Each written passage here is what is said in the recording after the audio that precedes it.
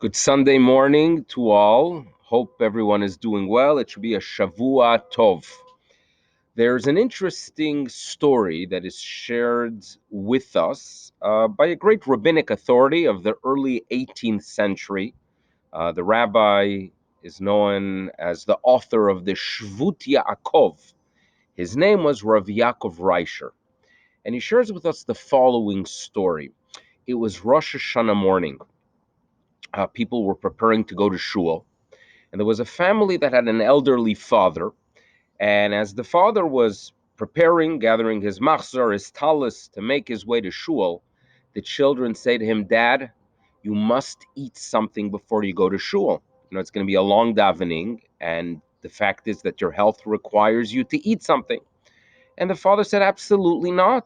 For 79 years, I've been going to shul on Rosh Hashanah without eating anything. Nothing changes." And the children, as children know how to do well when they're concerned for the welfare of the parents, started pressuring the father. And the father got up and he said the following: "I'm making a vow, I'm making a neder, that I'm not going to be eating anything until the end of services."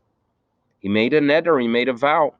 The children realized that the father won this one, and they had no choice but just to accept the fact that dad's not eating anything until the end of services.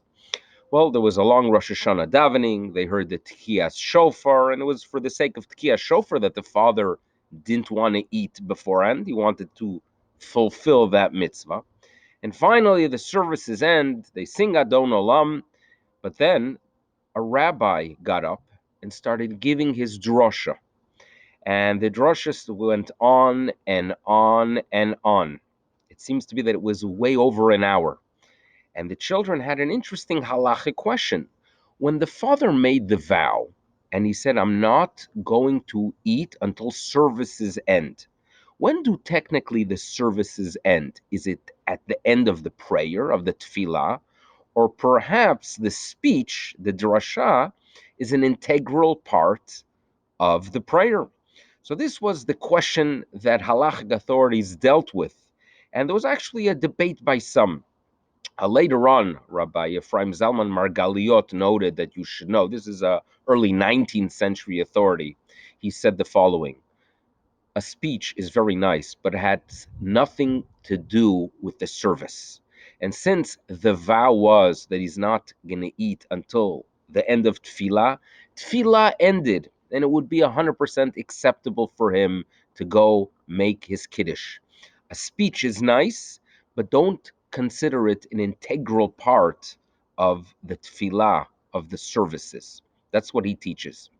And it is a message that is perhaps important to remember this year.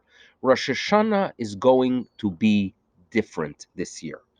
All shuls throughout the world are struggling how to go ahead and create a meaningful, significant Rosh Hashanah where we perhaps can't be in shul as long as usual.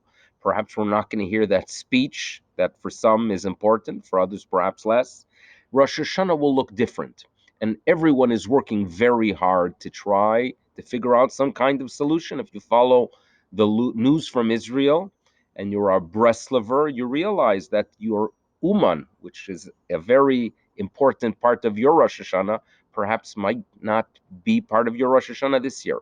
So what we have to remember is that, yes, it might be different, but nevertheless, we're going to find meaning in it. Perhaps we're going to be at home longer than a regular Rosh Hashanah. And obviously, we have to adapt. We have to come prepared with proper text to study in the afternoon, proper things to think about during this significant day, but we're going to make it right, because that's what we do, right? We take the circumstances, we accept them, and we do what is right. And as a result, it should be a very meaningful and good Rosh Hashanah. We're in the process of preparation in many, many different ways. This should go well, and we should do it in a calm way, and hopefully merit that our prayers on that day should be heard by the Almighty. We should merit a good year. Bezrat Hashem. It should be a Shavua Tov. All the best. Bye-bye.